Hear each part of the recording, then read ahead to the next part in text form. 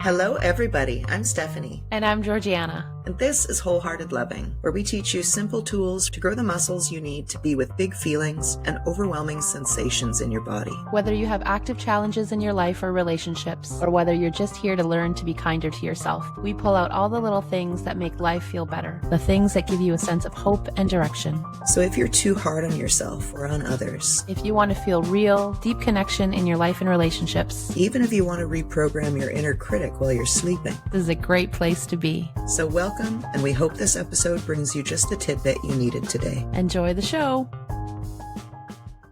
Hello, everybody. Welcome. Today, we're going to practice an attachment dance with our hands. This episode is going to be a self-connection practice that's all about togetherness and separation and how we have that experience. You'll be able to find self-reflection prompts for this episode and every episode on our Instagram, and you can learn more about how to practice with us live at wholeheartedloving.com. And let's get into the practice. Let's get into the practice. This is a fun one, and it's going to, I think, have more and more meaning as we go along. But in the beginning, it's really just a practice of moving our hands and arms. So I'm going to take a moment to find my feet, feel my seat. I feel like I need a little bit of a stretch first. So notice what your body needs to just be a little bit more here, get a little bit ready to play. I'm going to have a drink. Okay. So we're going to start with, let's say, hands together, bringing your hands together in whatever way feels good. And we're going to hang here for a little bit. So let your hands do whatever they want. And this can be a continuously moving thing, a continuously shifting thing. The only requirement at this part of the game is that your hands stay together. It really doesn't matter how. And then I like to use this game where we also use the space in front of us, above us, to the side. And so you're bringing your arms to moving them essentially to different spaces in front of you, behind you, below you. Hands get to go anywhere where it feels comfortable. If you really prefer to leave your hands just in stationary in one spot, you can. It's up to you. Just play. Stephanie's already smiling. I'm so curious what you're noticing. So we're just doing this, and then we're going to transition. What we're going to do is we're slowly going to bring our hands apart. And in the beginning, what I want you to notice is notice the subtleties and the slowness of how they come apart, or the abruptness of how you want to tear them apart. Either way, I like sort of sliding my hands apart and sort of gradually having a progression, but maybe something else feels better for you. This is so representative. It's ridiculous. It's funny. Yeah. So we're going to find now the dance of autonomy and being separate. So letting the hands be on their own. Each hand is on their own. And they get to do their own thing, whatever they want to do. They get to move however they want and be in the space however they want. And then you're going to bring them back together. So if you're just doing this for the first time and you want to be guided by my prompting, you can bring them back together when I say bring them back together. But if you want to practice the next level, it's to really follow your own timing. When does it feel good to have your hands together? When do they need to part ways? Once they've parted ways, not only are you noticing how they want to move and where they want to move to, but when do they want to come back together? And how does the coming together happen? Giving myself the ick. Okay. I've learned, we've been recording for 4 minutes and 27 seconds, and I've learned 80 things about myself. Wow. Eesh. Eesh. Got work to do. Well, we all have work to do, different flavor. Yeah. So just notice, right? So I have done this practice with many people. Some people, it just feels like a movement practice. We're just having fun. Other times, especially when people know the context of this exercise, which we're going to get into, it can become a really revealing and emotional experience to feel stuff in the moment of just what the movement stirs up in the body, but then also feel stuff because you recognize it represents something bigger and maybe even something that has been a really significant thread throughout your life and your relationships. Right? Yep. We know too much. So I knew the context going into this, and that's what I was operating from, right? Just noticing what my hands wanted to do and then recognizing the parallels in my relationships. So the first thing, it was just me with myself in connection, right? I clasped my hands together with like my fingers over top of my thumb kind of thing. So the fingers are not interlaced. And I was just holding them there. And then I noticed, okay, my pinky wanted to be between my index finger and my swear finger. My swear. So then I'm with that. And then I'm like, also, I want to put my thumb in between, and then I want to rotate my hand this way. And I'm like, my hands are me in bed sleeping at night right now. I'm constantly needing to intertwine things, shift a pillow between my knees, move a hand here. It's this constant, like one digit moving in my hands right now. There's always that happening in my bed. And do you sense, is it because you're constantly seeking what's going to feel a little bit better, or is there an uneasiness to just be with the first chosen thing kind of stuff? Jeez. Yeah. And then that was just like a haha, like, yeah, we know that we're working through that. But when I actually tried to practice coming together and separating slowly with like some notice and some awareness that it's not forever, it was like, this practice that I'm doing with my hands, I need to be practicing consciously with my entire being and other entire beings. Yes. And it's funny, and it's not surprising because we've known that we are like on opposite ends sometimes with things. What feels best for me is they're together and they do a little dance together, and it's very sweet and tender. And as they come apart, if you're watching, you can really see it's like a real sweet, take your time kind of, okay, we're starting to separate. Okay, we're going to, say goodbye, have a little snuggle, and then we go off in our own ways and we do our own pleasant things. And then the coming together has the same quality. It has we met, and then, we slowly find our way back together and we get in sync. And so for me, I see this in relationally, I really value, for example, greetings and like separations, like greetings at hellos and goodbyes are really important to me. And I really don't enjoy abrupt goodbyes or abrupt separations. If a separation has to be an abrupt, like I like to have some information, like, hey, I'm just leaving for this or whatever. And that feels better for my system.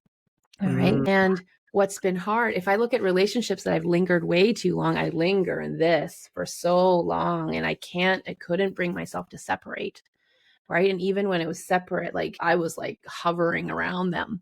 So maybe if we share a little context of this practice, is the together part of the hands represents, how do we feel? What's our safety and comfort level and our openness to being in connection with somebody, with another human being? And then the coming apart is, how do we do separation? Can we do autonomy well? Do you have safety and comfort in being an individual on your own? Do you stand sturdy within yourself? Do you know yourself other than I'm a mother, father, employee, sister, brother, this or that? Like other than these roles that you have that are all relational, do you know your identity? Do you feel whole within yourself and okay on your own? Or do you only feel okay in relation with someone else and in some context that's bigger than just you? And, how does it feel when you're separated? And when you're separate, not only are you finding safety and comfort, but like, how do you view the other person? Are they now bad and wrong? Or can they still be held in a good light in your eyes when you're separate?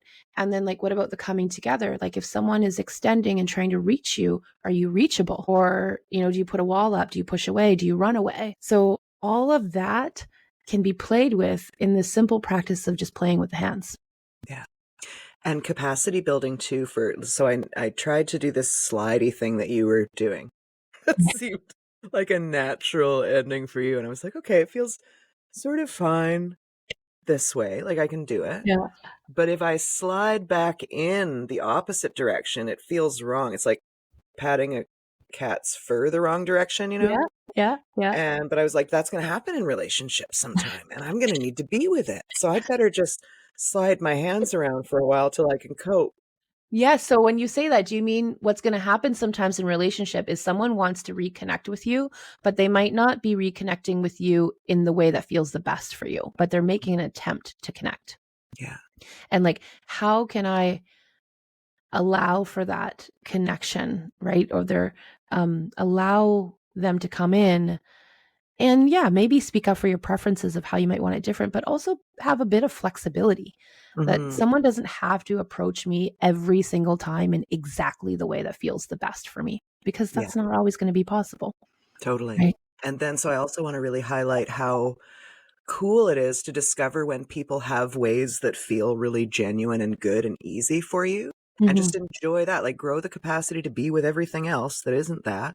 And then really double down on enjoying that similarity when you can. You reminded me about our dear friend Kara when she wants to get off the phone. So when we talk about separating, I'm very instant. I'm like, okay, the event is done. Okay, good day to you, sir. Like that's literally what I'm like, good day, goodbye, gone.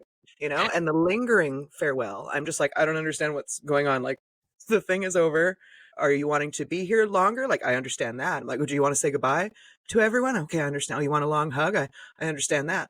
But then the thing is over and okay, good day, sir. So my a very good friend Andrea also, we'll have video chats and then whatever the conversation has come to a natural close and she'll be like, okay. And then we both say, good day to you, sir. And we hang up the phone. Done. But with Kara, it'll be, and at first this drove me insane because I didn't know what was going on, right? It's not that it was bad or wrong. It was that I didn't know how to interact with it. I didn't understand what was going on. We're Mm-hmm. winding down a conversation. In my world, there's a natural way that sounds, and then we say goodbye. And Mm-hmm. this is common. Some people will agree with this and some people Yes. will not. Yes. But she'll come back from the goodbye probably 7 or 8 times. Like it'll be a good 10 minutes to half an hour for the goodbye on the phone. Yeah. And so one time I'm in the car with Andrea, we're the good day to you, sir people. And I'm on the phone through the car with Kara and she starts the goodbye. And I can see Andrea doesn't know this. Andrea's there going like, oh, good, she's about to get off the phone. This long ass phone call I didn't want to happen. But I'm like, no, this is going to happen like 4 more times. And you see Andrea getting more and more irritated. And then finally the call is done. And I'm like, goodbye, I love you, see you later. And Andrea's like, God, like, was it never going to end? Like, what the hell? I thought she was saying goodbye. And I'm like, that she was saying goodbye. It just looks different than our goodbyes. Yeah. Right. And like noticing what you need and feels good for you in the hellos and goodbyes, in the coming togethers and the coming aparts. And especially if you're with friends or an intimate partner where you're a bit different in your preferences, it's really key to like get clear with each other on that and realize that they're not personal and you do need to find a way where it's going to feel good for both of you. And I think a lot of times people probably have differing needs and preferences with hellos and goodbyes, coming togethers and coming aparts without realizing it, and then feeling all sorts of yucky and annoyed on both ends of the spectrum and not understanding why. Totally. We see this, people say, this thing so and so does drives me nuts, but I love them. So that's key, right? It's driving me nuts. There's more to be discovered in there. They Yeah. say understanding is caring, and there's something about that. Yes, yes. There's a funny example. Actually, Kara and I were talking about this. We're talking in relationship with our men.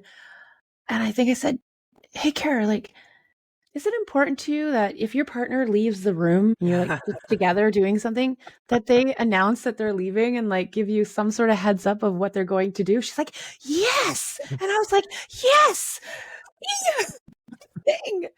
And then the dudes are like, what? Why? What? Like, it's only to go to the bathroom or to make some food or some other alternative that under all circumstances, we're coming back soon. Yeah. But I was like, yeah, but my system, something goes off in my system, especially because there's been attachment wounding in the past from family of origin and other Yeah. relationships where like we have this moment of connection. All of a sudden you're like out of the room, out of the bed, out of the room.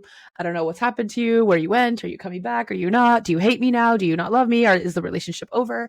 Of course, when you've had a lot of that kind of unhealthy emotional relating in childhood years, someone just walking out of bed and walking out of the room, like purely like out of like no ill intention and nothing is wrong with the relationship, can be interpreted by the body and the mind as something is wrong. There's danger here. Where the heck Mhm. did you go? Are you coming back? Right. And so as friends, we just had a good chuckle about that. With the four of us, we had a good chuckle about how we're wired differently and need different things. And, I think in the situation with us in relationships, our partners are trying to be a little bit more conscious and aware of that, and like offering a little gentler parting of ways.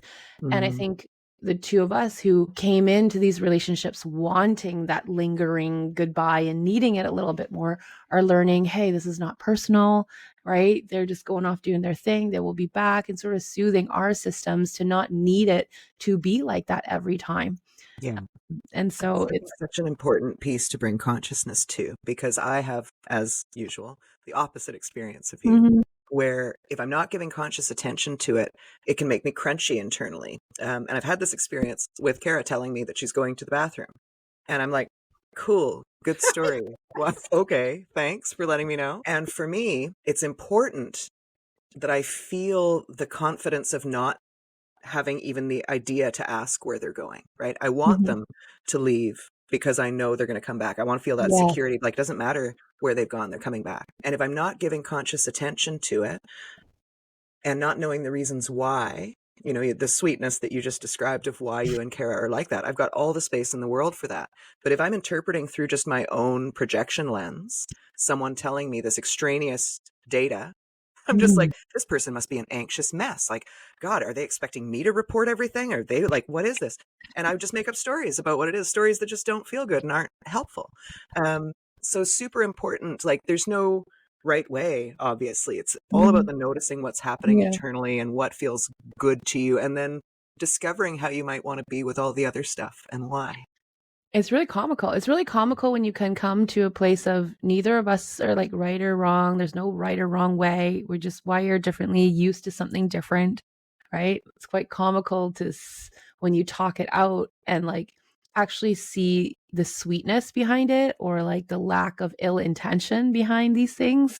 Whereas it would be so easy to see it happening or hear it happening. And like you said, make up all sorts of stories. I have tons of stories about what it means when someone just gets up from the table and walks away into the other part of the house. Be like, none of them are pleasant. None of them were pleasant. None of them were helpful relationally. Right. And like, I think people who are not used to being around others who report more of what's going on, they tend also not to report what's going on. And then they also, I think, have the same wondering, like, well, now am I expected to? Like, do I report when I'm going to the bathroom and when I'm going to the kitchen and when I'm going, like, what's also, like, I've heard, like, what's the threshold? Like, which things must be reported? Yeah. Like, all the things must be reported. If the bird flew by the window and all of a sudden you look away, I want to know that it was the bird and not that you don't like me anymore. I mean, that has all at one point been a part of my life, right? Where any kind of separation that's like right, like while there's connection, has felt very threatening and unsettling. So it's very interesting, and it's great to have a deeper awareness of how that shows up for you. How are you with separating and connecting and reconnecting? And This is role playing with your hands. it Yeah. is So you really. had suggested, and then we Mhm. immediately started laughing and doing all these, it's like shadow puppets with our hands. Like, play out your relationship with your mother with your hands. What does that look like? Yeah. How does coming together look like with your mother? Yeah. Right. And like, how long are you wanting to be in the togetherness? And like, choose one hand to be you, choose the other hand to be whoever. Right now, we're talking about mother, but it could be mother, intimate partner, boss, children, husband, wife, grandmother. It doesn't really matter. Anyone, neighbor. And oh, I just did a sweet one. Like the realizations that come Yeah. are It's nuts. wild. Okay. Yeah. So I have, this is me and this is my mom. And she's Oh, just trying to give a little bit of sweet nurturing. And this is what I want to do. This is the impulse. wow. And what that shows me is I think I've had a long history where my mom's probably trying to show love in her way, and Mhm. I'm finding it not the way that I want. And I make her wrong for that. Right. And so it's so interesting how, like, when I feel this with the mother hand, I'm not like, "Oh, that's so nice. Yeah. Thank you for taking care of me." What if the mother hand that you've got right now, instead of it's sort of overlapping, so you Yeah. are a fist and your mother hand is enveloping you, Yes. which I'm guessing is an unfamiliar reality. So what if instead the mother hand was just trying to jam a piece of fruit into your fist? No. No? No Or way. gently arriving, offering a piece of fruit. Oh, this is actually really neat because if Yeah. I'm the fist and mother hand is gently arriving, that feels very different. Mm, So it means that I have some notice of when they're coming and mm, I have some awareness of what they're coming with and I yeah, have some time to like settle into that and see yeah. it coming. So it sort of goes along with my theme of I want to know what's coming. I don't want Mm, you just on top of me giving me your version of tenderness. yes. That's too much, Your right? version of tenderness. Yeah. Yeah. Yeah. And then if I play out, sorry, you go ahead. I want you to try this after we're done recording with a piece of fruit in the hand and see if it feels different. Okay. Yeah. I think I can visualize it now. I think if the mother hand came in with a piece of fruit, I can feel it inside me. Part of me is excited and part of me is like, are you serious? Yeah. Yeah. Yeah. And then I think in the past, I would have been like, you and your fruit, go away. Mm-hmm. No, it's like, I hope it's a mango. I hope it's mango. And if it is, just drop it off. Don't come in, just drop it off. Right. Mm, And that's representative of different stages, I think, that I've had in relation with my mom. Right. My mom's a lovely person. Mommy, I love you. yeah. But like we've had to learn how to repair that relationship. And I've had to be aware of what happens, what are old body memories that are carried within me that come up. And how do I tend to those? What am I learning? What messages do those old body memories inform me of that there's still some clunkiness here? Mm-hmm. Right. And so, what a neat way to play and act out, you know, Mm-hmm. your different relationships. And I think about a previous relationship with an ex partner where I would just constantly want to be coming close and then the coming close. And then he would want to be pulling away. And I'd be like, that's okay. You're pulling away. I'll just come closer. But then it was a confusing one because sometimes he'd want to be like super intertwined together. Mm-hmm. And then we'd actually part very nicely. So there'd be a smooth parting. But then I would feel like when we were apart, in his mind, he would make me wrong. Like we didn't do separation very well, Mm-hmm. I don't think. And like I felt uncomfortable being separate. I wanted to be as close as possible all the time. So the me hand is chasing this other person. Yeah. And then while we were in this space, especially if it sort of got prolonged, what I would notice is this person has forgotten how much I mean to them and how much this relationship means to them. They've gotten so into their autonomy that like when we come back together, it's almost like we have to build from scratch again. And Right. the relationship felt like that every time. Right. And so those are just interesting dynamics to become aware of. For And then sure. the hand that knows that's the me hand sort of feels like, okay, I got to be that really nice, sweet girl again because we're building from scratch and I hope he likes me. And if I behave this way, then maybe like they'll show up again and hang around for a while again. Right. And so here it's like it's doing this. It's like me trying to perform, like trying to be like exactly how this person might want me to be because they also don't really articulate how they want me to be. So I'm sort of guessing and I'm like, oh, last time this worked. Maybe I'll try that again. I'm not really getting the response I want. Maybe I need to try this. And like, oh, finally they're opening up. Oh, and this hand gets super excited. And then like we can dance together again. And then that's the dance of our relationship. Yeah. Right. So Dude, it's very interesting revealing. to play out your current relationships with people this way and also your past relationships and see if there's patterns. Mm-hmm. Right. And your stories. So I Yeah. noticed with the mum one, initially I was playing out my stories and like the lore of motherhood broadly. And, you might default to like, I don't know, irritation or whatever your default is will play out in the caricatures that you're making with your hands. But then I thought, what is it actually like? How does it actually feel? Like when I go home and see mum, how does the connection go? And when I applied that into my hand puppets, it was a much nicer experience than being with Mm, the story of my mom. that's really great too. And you could play with that with the hands. Play it one version is the story in my mind of my relationship with this person is, Mm-hmm. right? And then play out in reality the latest interaction I had with them feels Yeah. like this, right? Or the last year of interactions I've had with them. And Yeah. like mine would be very different if I played out, from age 13 to 23 or 23 to 33 or 33 to 43 years old in my relationship with my mom.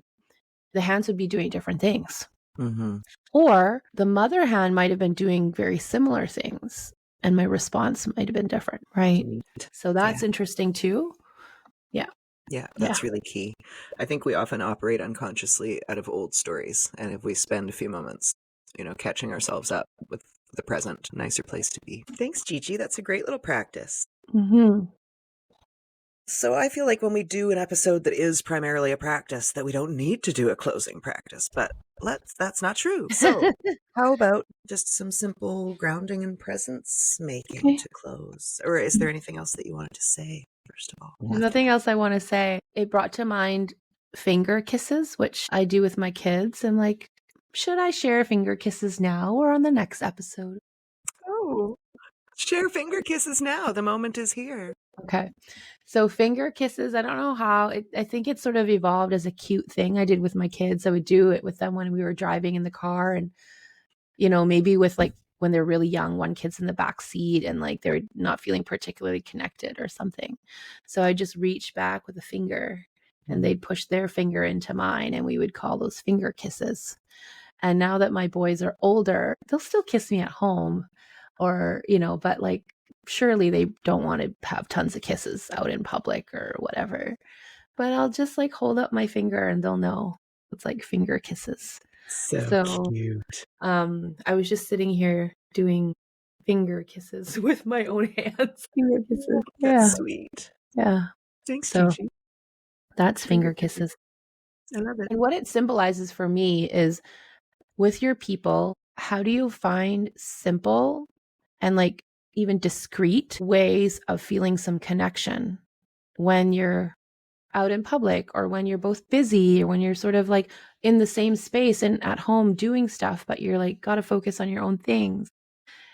How do you find those little moments of connection? So if we come back to the hands thing, right? You might be connected and then you might be like, hey, we're off to work, we're doing our own thing, or we're in different parts of the house doing our own thing. Do you have a ritual of like coming together for a quick something and then going apart again? Or do you go for like, really long extended periods of time without any reconnection? Maybe this can be a closing practice, which is letting the hands come together or come together and apart and together and apart and together and apart, however you want to, but that there's a rhythm to it and that we're sort of rewiring our system that we never have to wait too long or like hang together too long either.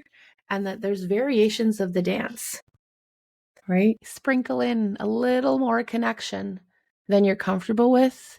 If you tend to want to be more autonomous, sprinkle in a little bit more like separation than you're comfortable with if you tend to be more on wanting togetherness all the time. So many neat ways to practice and shift our perspectives and grow our capacity to be with people we love and away from people we love. Yes. And I like to also say with these practices, there's so many ways to make them deeper and more meaningful and bring more metaphor into them. And they symbolize, relational patterns. You can also play with them very simplistically in that, hey, let's just move our hands and move our arms in ways that we typically don't, because any of that is still better than always staying in stagnant positions. Yeah. Right. So if that's all you want to do it for that. Right. Mm-hmm. Thanks, G. Mm-hmm. Okay, well then that's it for this week. Thank you guys for being here. As always, please do like, follow, and subscribe. And if anything we've said here today has been helpful for you, please share it with somebody that you care about. And we'll see you next time. Bye. Separating for the week. See you next time. Separating for the week. See you next time. Bye.